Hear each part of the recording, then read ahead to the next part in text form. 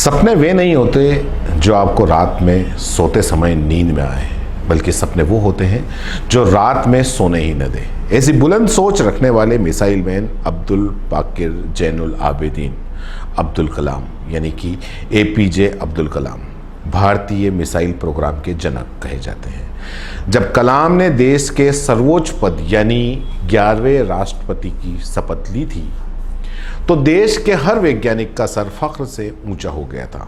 वे missile man और जनता के राष्ट्रपति के रूप में लोकप्रिय हुए। दोस्तों, मैं अख्तर खान और आप देख रहे हैं सीबीसी न्यूज़ वायर।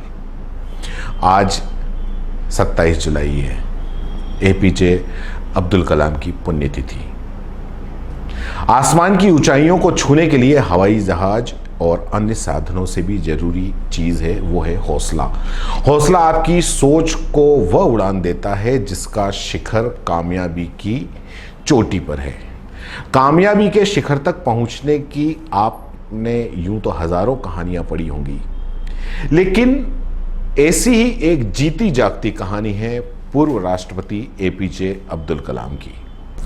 भारत के पूर्व राष्ट्रपति जिन्हें दुनिया मिसाइल मैन के नाम से जानती है, उनका जन्म 15 अक्टूबर 1931 को रामेश्वरम, तमिलनाडु में हुआ था। एपीजे अब्दुल कलाम का पूरा नाम डॉक्टर अब्दुल बाकिर जैनुल आबिदीन अब्दुल कलाम था। कलाम अपने परिवार में काफ़ी लाडले थे, लेकिन उनका परिवार छोटी छोटी मुश्किलों से हमेशा ही जूझता रहता था। उन्हें बचपन में ही अपनी जिम्मेदारियों का एहसास हो गया था। उस वक्त उनके घर में बिजली नहीं हुआ करती थी और वे केरोसिन का तेल दीपक में डालकर पढ़ाई किया करते थे। अब्दुल कलाम मदरसे में पढ़ने के बाद सुबह रामेश्वरम के रेलवे स्टेशन और बस अड्डे पर जाकर समाचार पत्र एकत्र करते थे। अब्दुल कलाम अखबार लेने के बाद रामेश्वरम शहर की सड़कों पर दौड़ दौड़ कर सबसे पहले उसका वितरण करते थे। बचपन में ही आत्मनिर्भर बनने की तरफ उनका ये पहला कदम रहा। कलाम जब मात्र 19 वर्ष के थे तब द्वितीय विश्व युद्ध की विभीषिका को भी उन्होंने महसूस किया था। युद्ध की आग रामेश्वरम के द्वार तक पहुंच गई थी। इन परिस्थितियों में भोजन सहित सभी आवश्यक वस्तुओं का अभाव हो गया था। कलाम एरोस्पेस टेक्नोलॉजी में आए तो उसके पीछे उनके 5वीं कक्षा के अध्यापक सुब्रमण्यम अय्यर की प्रेरणा थी। 1962 में वे भारतीय अंतरिक्ष अनुसंधान संगठन में आए। डॉक्टर अब्दुल कलाम को प्रोजेक्ट डायरेक्टर के रूप में भारत का पहला स्वदेशी उपग्रह SLV तृतीय प्रक्षेपास्त्र बनाने का श्रेय हासिल है। अब्दुल कलाम भारत के मिसाइल कार्यक्रम के जनक माने जाते हैं। उन्होंने 20 साल तक भारतीय अंतरिक्ष शोध संगठन यानी इसरो में काम किया और करीब इतने ही साल तक रक्षा शोध और विकास संगठन यानी DRDO में भी काम किया। वे 10 साल तक DRDO के अध्यक्ष रहे। साथ ही उन्होंने रक्षा मंत्री के वैज्ञानिक सलाहकार की भूमिका निभाई। उन्होंने अग्नि एवं पृथ्वी जैसी मिसाइलों को स्वदेशी तकनीक से बनाया। कलाम एक ऐसे राष्ट्रपति हुए जिन्हें जनता का राष्ट्रपति कहा जाता है और राष्ट्रपति के पद पर रहते उनके कई ऐसे किस्से हैं जिन्हें सुनकर पढ़कर दिल से सलाम करने को जी चाहता है। कुछ किस्से हम आपको बताएंगे। अपनी सरकार गिरने के पहले बीजेपी के तानों से तंग आकर वो एक कमज़ोर प्रधानमंत्री हैं यानी कि इंद्र कुमार गुजराल। उन्होंने तय किया कि वो भारतवासियों और दुनिया वालों को बताएंगे कि वो भारतीय सुरक्षा को कितनी ज़्यादा तरजीह देते हैं। उन्होंने मिसाइल मैन के नाम से मशहूर एपीजे अब्दुल कलाम को भारत रत्न से सम्मानित करने का फैसला किया। इससे पहले 1952 में CV रमन को छोड़कर किसी वैज्ञानिक को इस पुरस्कार के लायक नहीं समझा जाता था। 1 मार्च 1998 को राष्ट्रपति भवन में भारत रत्न के पुरस्कार वितरण समारोह में कलाम नर्वस थे और नीलीधारी की टाई को बार बार छूकर देख रहे थे। कलाम को इस तरह से औपचारिक मौकों से चिढ़ थी जहां उन्हें इस तरह के कपड़े पहनने पड़ते थे जिसमें वो अपने आप को कभी सहज नहीं पाते थे। सूट पहनना उन्हें कभी रास नहीं आया, यहाँ तक कि वो चमड़े के जूतों की जगह हमेशा स्पोर्ट्स शू पहनना ही पसंद करते थे। भारत रत्न का सम्मान ग्रहण करने के बाद उन्हें सबसे पहले बधाई देने वालों में से एक थे अटल बिहारी वाजपेयी। वाजपेयी की कलाम से पहली मुलाकात अगस्त 1980 में हुई थी। तब तत्कालीन प्रधानमंत्री इंदिरा गांधी ने उन्हें प्रोफेसर सतीश धवन को SLV-3 के सफलतापूर्ण प्रक्षेपण के लिए प्रमुख सांसदों से मिलने के लिए बुलवाया था। कलाम को जब इस आमंत्रण की भनक मिली तो वो घबरा गए और धवन से बोले कि सर, मेरे पास न तो सूट है और न ही जूते, मेरे पास ले दे के मेरी चेरपू है। चेरपू का मतलब तमिल शब्द के अंदर चप्पल से होता है। तब सतीश धवन ने मुस्कुराते हुए उनसे कहा कि कलाम, तुम पहले से ही सफलता का सूट पहने हो, इसलिए हर हालत में वहाँ पहुँचो। मशहूर पत्रकार राज चेंगप्पा अपनी किताब वेपन्स ऑफ पीस में लिखते हैं कि उस बैठक में जब इंदिरा गांधी ने कलाम का अटल बिहारी वाजपेयी से परिचय करवाया तो उन्होंने कलाम से हाथ मिलाने के बजाय उन्हें गले लगा लिया। ये देखते ही इंदिरा गांधी शरारती ढंग से मुस्कुराई और उन्होंने वाजपेयी की चुटकी लेते हुए कहा, अटल जी, लेकिन ये मुसलमान है। तब वाजपेयी ने जवाब दिया, जी हाँ, लेकिन वो पहले भारतीय हैं और एक महान वैज्ञानिक हैं। 18 दिन के बाद जब वाजपेयी दूसरी बार प्रधानमंत्री बने तो उन्होंने कलाम को अपने मंत्रिमंडल में शामिल होने का न्योता दिया। अगर कलाम इसके लिए राजी हो जाते तो वाजपेयी को न सिर्फ एक काबिल मंत्री मिलता बल्कि पूरे भारत के मुसलमानों को ये संदेश जाता कि उनकी बीजेपी की सरकार में अनदेखी नहीं की जाएगी। कलाम ने इस प्रस्ताव को पूरे एक दिन विचार किया। अगले दिन उन्होंने वाजपेयी से मिलकर बहुत विनम्रतापूर्वक इस पद को अस्वीकार कर दिया। उन्होंने कहा कि रक्षा, शोध और परमाणु परीक्षण कार्यक्रम अपने अंतिम चरण में पहुंच रहा है। वो अपनी वर्तमान जिम्मेदारियों को निभाकर देश की बेहतर सेवा कर सकते हैं। 2 महीने के बाद पोखरण में परमाणु विस्फोट के बाद ये स्पष्ट हो गया कि कलाम ने वो पद क्यों ठुकराया था। 10 जून 2002 को APJ अब्दुल कलाम को अन्ना विश्वविद्यालय के कुलपति डॉक्टर कलानिधि का संदेश मिला कि प्रधानमंत्री कार्यालय से उनसे संपर्क स्थापित करने की कोशिश कर रहा है, इसलिए आप तुरंत कुलपति के दफ्तर चले आइए ताकि प्रधानमंत्री से आपकी बात हो सके। जैसे ही उन्हें प्रधानमंत्री कार्यालय से कनेक्ट किया गया, वाजपेयी फ़ोन पर आए और बोले, कलाम साहब, देश को राष्ट्रपति के रूप में आपकी ज़रूरत है। कलाम ने वाजपेयी को धन्यवाद दिया और कहा कि इस पेशकश पर विचार करने के लिए मुझे 1 घंटे का समय चाहिए। वाजपेयी ने कहा, आप समय ज़रूर लीजिए, लेकिन मुझे आपसे हाँ चाहिए, ना नहीं। शाम तक NDA के संयोजक जॉर्ज फर्नांडिस, संसदीय कार्यमंत्री प्रमोद महाजन, आंध्र प्रदेश के मुख्यमंत्री चंद्रबाबू नायडू और उत्तर प्रदेश के मुख्यमंत्री मायावती ने संयुक्त संवाददाता सम्मेलन आयोजित कर कलाम की उम्मीदवारी का ऐलान कर दिया। जब डॉक्टर कलाम दिल्ली पहुंचे तो हवाई अड्डे पर रक्षा मंत्री जॉर्ज फर्नांडिस ने उनका स्वागत किया था।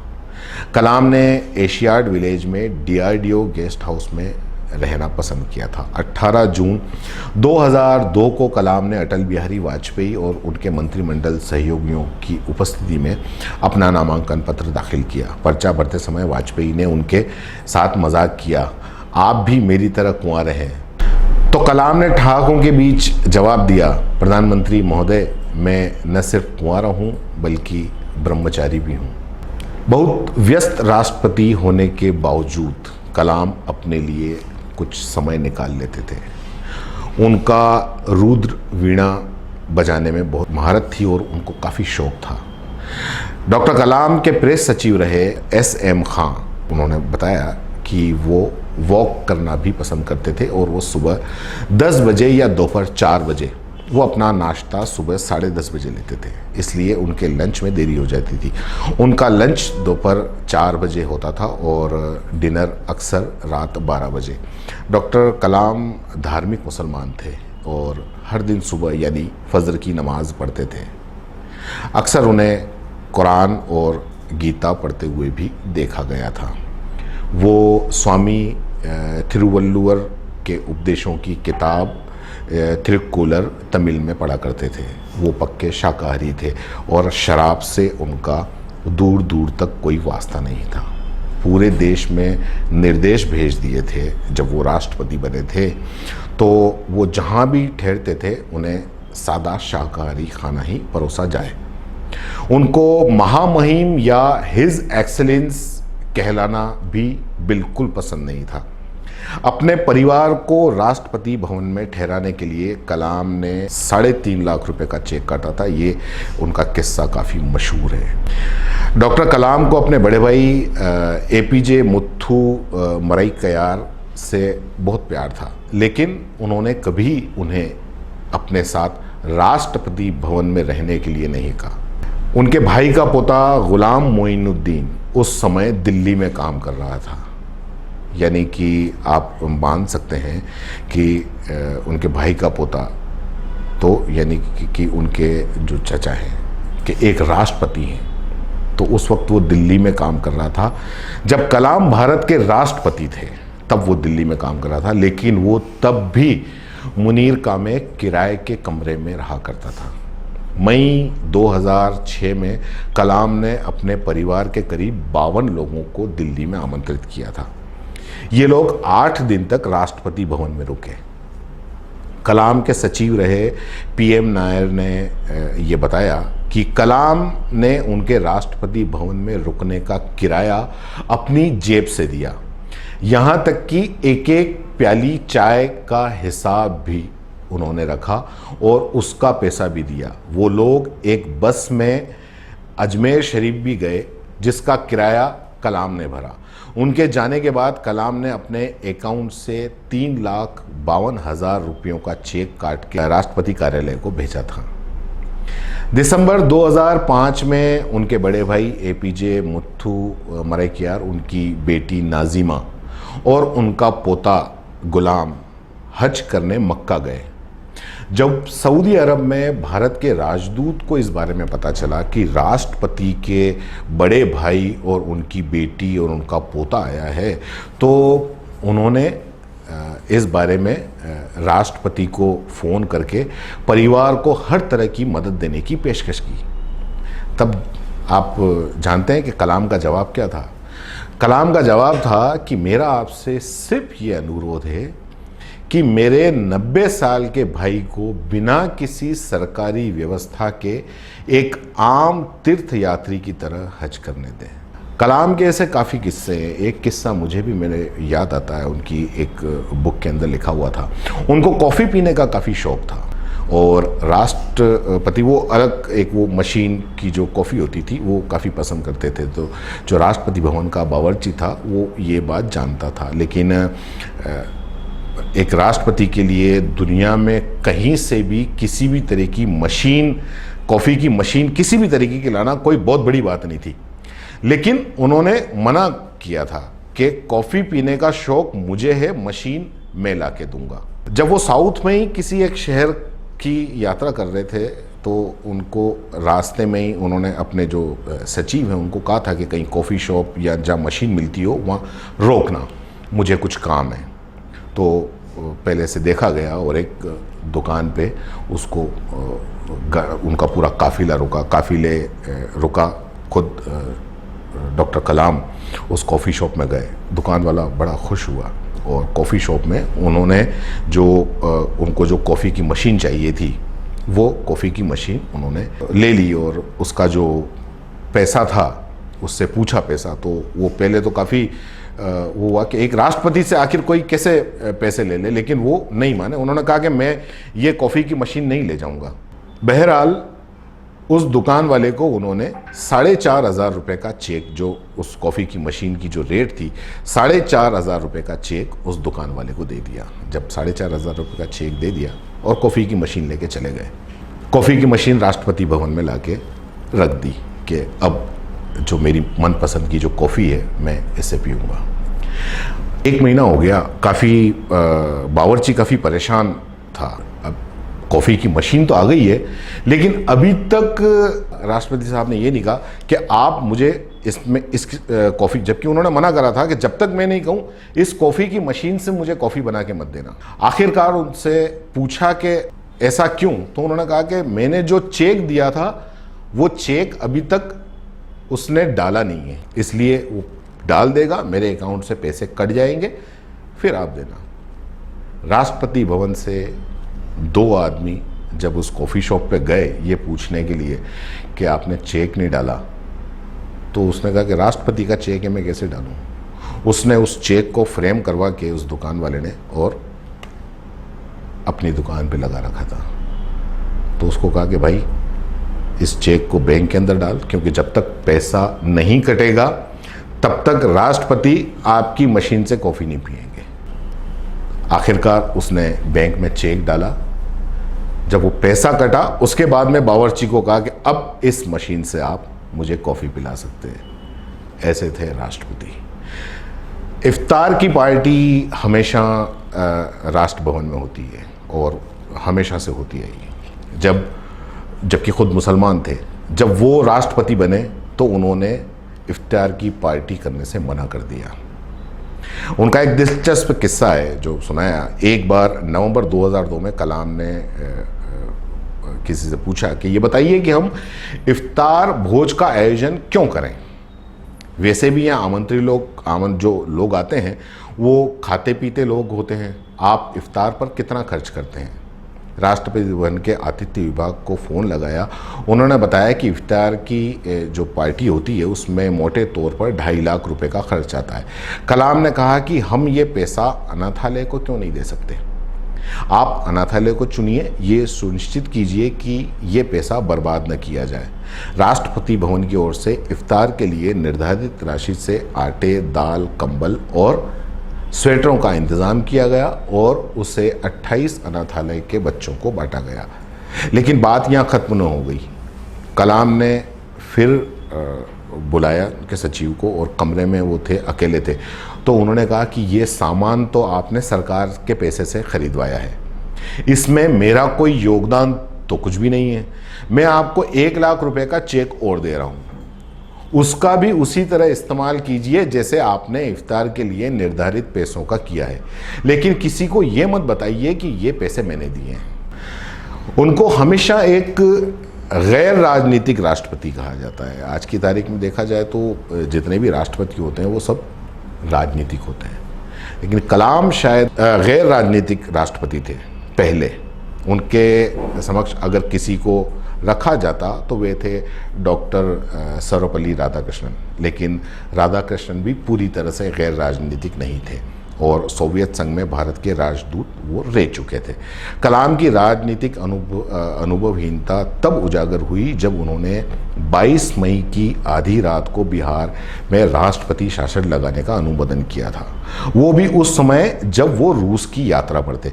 बिहार विधानसभा जो थी, चुनाव में किसी भी पार्टी को बहुमत नहीं मिलना था, तो राज्यपाल बूटा सिंह ने बिना सभी विकल्पों को तलाशे बिहार में राष्ट्रपति शासन लगाने की सिफारिश कर दी थी।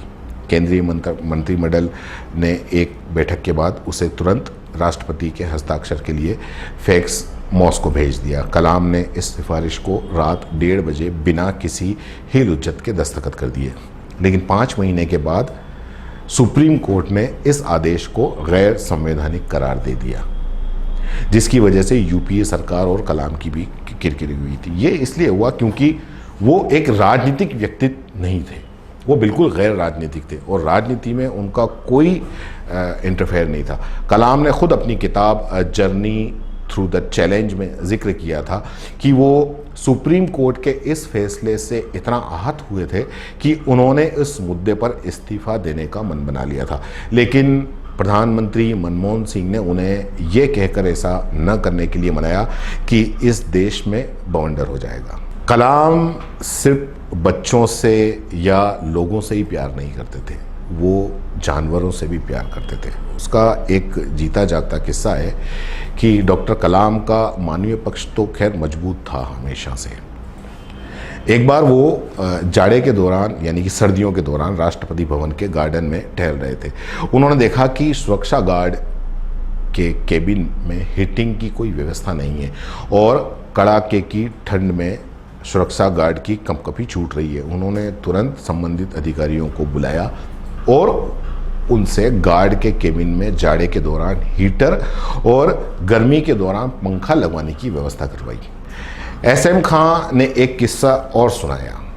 एक बार मुगल गार्डन में टहलने के दौरान उन्होंने देखा कि एक मोर अपना मुंह नहीं खोल पा रहा है। उन्होंने तुरंत राष्ट्रपति भवन के वेटरनरी डॉक्टर सुधीर कुमार को बुलाकर मोर की स्वास्थ्य की जांच करने के लिए कहा।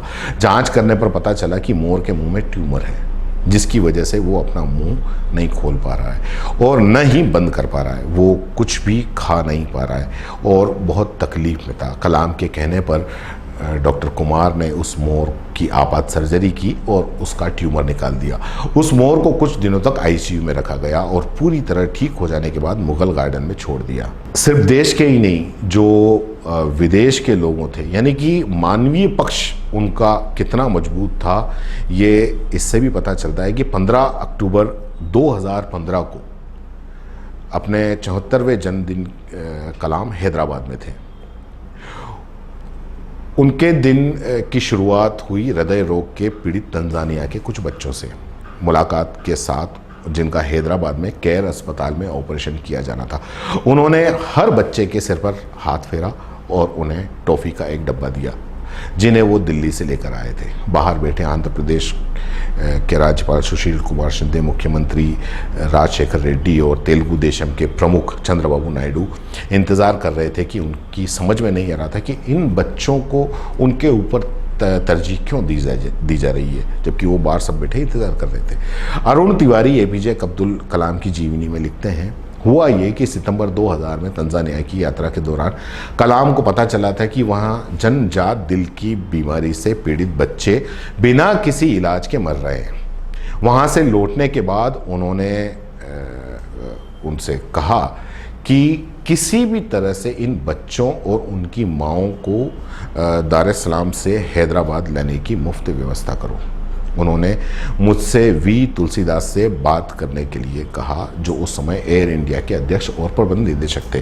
वो इस काम में मदद करने के लिए राज़ी हो गए। फिर केयर अस्पताल के प्रमुख डॉक्टर सोमा राजू और वहाँ के प्रमुख heart surgeon doctor Gopi Chand mannan भी उनका मुफ्त इलाज करने को तैयार हो गए। भारत में तंजानिया की उच्चायुक्त ईवा नज़ारो इन बच्चों की पहचान के लिए दार एस सलाम गई। 24 बच्चे और उनकी माँओं को दार एस सलाम से हैदराबाद लाया गया। तंजानिया दार एस सलाम से हैदराबाद लाया गया। केयर फाउंडेशन के 50 लोगों के ठहरने और खाने की मुफ्त व्यवस्था की गई। ये सब लोग हैदराबाद में 1 महीने रुककर इलाज कराने के बाद बिल्कुल तंदुरुस्त होकर तंजानिया लौटे। ये उनके किस्से हैं जो अपने आप में एक बहुत बड़ा मानवीय पहलू भी दिखाते हैं और एक दिखाते हैं कि राष्ट्रपति जो देश का सर्वोच्च पद है, वहाँ पर बैठा इतना ईमानदार व्यक्ति। उनके बारे में कहा जाता है कि जब वो राष्ट्रपति भवन में आए थे तो एक सूटकेस जिसमें 4 जोड़ी कपड़े थे वो लेके आए थे, और जब वो गए तब भी वही एक सूटकेस और 4 जोड़ी, यानी कि 4 सूट। उन 4 सूट की भी कहानी है, जो सूट कलाम सूट के नाम से जाने जाते हैं। दर्जी को बुलाया जब राष्ट्रपति बने, उनके पास में ऐसे कपड़े नहीं थे, वो बंद गले का जो राष्ट्रपति पहनते हैं ऐसे कपड़े नहीं थे। वो ब्लू शर्ट ज़्यादातर पहनते थे, ब्लू शर्ट और डार्क ब्लू पैंट पहनते थे और स्पोर्ट शू पहनते थे। तो दर्जी को बुलाया, दर्जी ने उनको जो राष्ट्रपति भवन का जो दर्जी था उसने कपड़े वपड़े सिल के दिए। तो उन्होंने कहा कि ये तो मेरे को फिट नहीं आते, क्योंकि वो बिल्कुल बंद गले का सूट था। उन्होंने कहा कि ऐसा कुछ नहीं हो सकता कि इसमें गला थोड़ा खुला रहे। तो दर्जी काफ़ी सोच में पड़ गया। फिर दर्जी को उन्होंने खुद ने एक आइडिया दिया कि ऐसा करो कि इसको बीच में ये कट लगा दो, जो कॉलर हैं वो सिर्फ यहाँ तक रहें। फिर दर्जी ने ऐसा ही किया। उन्हीं सूट को वो कट लगा के ले गया। वो सूट कलाम के नाम से बाद में मशहूर हुए। वो 4 सूट लेकर आए थे और वही 4 सूट उनके पूरे कार्यकाल चले और वही 4 सूट अपनी अटैची में लेके गए। उनके पास में जाते वक्त भी कुछ नहीं था। जब कलाम का कार्यकाल खत्म होने लगा था तो उन्होंने 1971 की लड़ाई के जो हीरो थे फील्ड मार्शल सैम मोनेकशॉ से मिलने की इच्छा प्रकट की थी आखिरी टाइम में, जब उनका कार्यकाल खत्म होना था। वो फरवरी 2007 में उनसे मिलने के लिए ऊटी भी गए। उनसे मिलने के बाद कलाम को अंदाजा हो गया कि मानेकशॉ को फील्ड मार्शल जैसी पदवी तो दे दी, लेकिन उनके साथ मिलने वाले भत्ते और सुविधाएं कुछ भी नहीं मिली हैं, जो अक्सर सरकारी इस मशीनरी के अंदर होता है। दिल्ली से लौटने के बाद उन्होंने इस दिशा में कुछ करने का फैसला किया। फील्ड मार्शल मानेकशॉ के साथ साथ मार्शल अर्जन सिंह को भी सारे बकाया भत्तों का भुगतान करवाया उसी दिन से जिस दिन से उन्हें ये पद दिया गया था।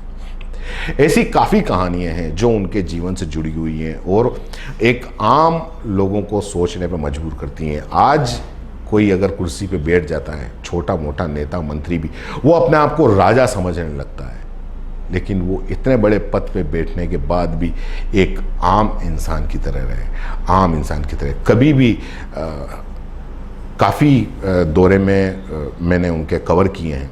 मैं अक्सर, क्योंकि बाकी के जो राष्ट्रपति का प्रोटोकॉल होता है, ऐसा प्रोटोकॉल उन्होंने कभी रखा ही नहीं। जब बच्चों के साथ में वो बात करने के लिए जाते थे तो उनका डिस्टेंस बिल्कुल कम होता था, बच्चों के बीच में जाके बात करते थे। राष्ट्रपति जब नहीं थे तब भी और राष्ट्रपति बने उसके बाद भी उन्होंने वो दूरी नहीं रखी।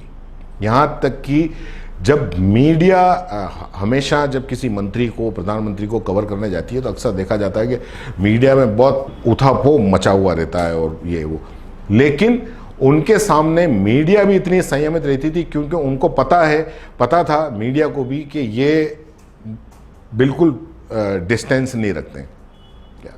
तो ऐसे थे राष्ट्रपति अब्दुल कलाम। आज उनकी पुण्यतिथि है। धन्यवाद। जय हिंद, जय भारत।